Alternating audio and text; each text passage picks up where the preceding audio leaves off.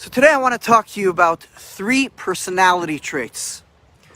There are those who are apathetic, those who are sympathetic, and those who are empathetic. Apathetic, apathy, what is it? So it's like the teacher who asked the class, what is the difference between ignorance and apathy? And one kid pipes up and says, I don't know and I don't care. Apathy is just that. I don't care all that much. I'm unmoved. I'm unbothered. I am indifferent. We'll go, we won't go. We'll vote, we won't vote. We'll learn, we won't learn. I see nothing. I feel nothing. I know nothing. I wake up in the morning and I'm in my own little space. As long as I have my surfing the internet, my french fries and a cold beer, I don't care about the world around me. Apathy means you're disengaged, you're disconnected from the people and the world around you. And although I'm presenting an extreme example here, sometimes many of us often feel that sense of detachment and disconnectedness, which ultimately leads to despondency and emptiness. It's an unhealthy way to live. Then there's sympathy. What is sympathy? Sympathy means you do connect, but not too deeply. You're involved, but not too involved. You're engaged, but not too engaged. You know, you say hello to people. You even ask them, how are you? You wish them a good Shabbos, and you stick around to hear their answer.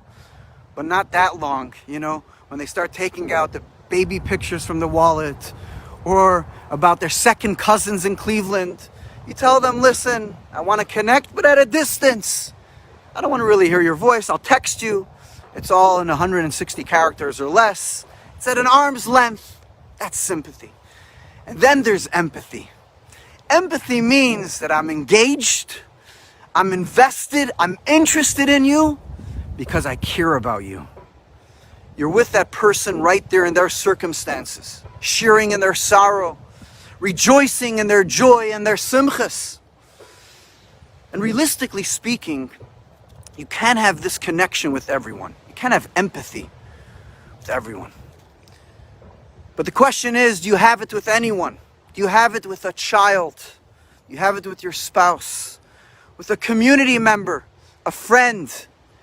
Empathy means not just that you're supportive and you're appreciative. Empathy means that you're invested fully. Do you really feel for the 100 different directions that person is being torn in?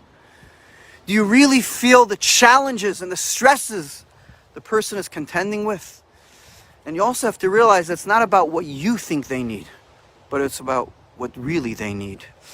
You know, the great tzaddik of Yerushalayim, the great righteous person of Yerushalayim, Rabbi Levin, once took his wife to a doctor for a problem she was having with her foot. When the doctor came out to examine and asked him, what's the matter? He turned to the doctor and said, my wife's foot is hurting us.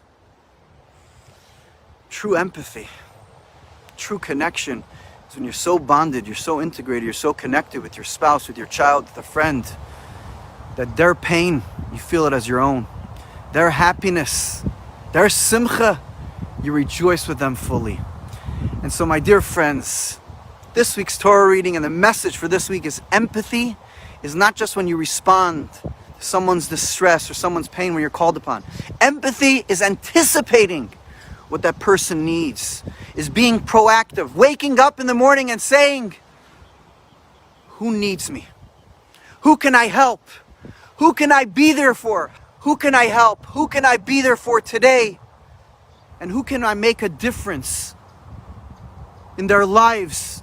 Who can I extend a little bit? Dear friends, there's a time to be tough and callous and to boldly walk through life and not to care about anything. But then there's also a time for sympathy. That's also appropriate. But now, in our day and age, it's a time for empathy. We need to be involved, engaged and connected with our children, with our spouse, with community members, with friends. We need to be connected with God and the world which we live in. Now is the time.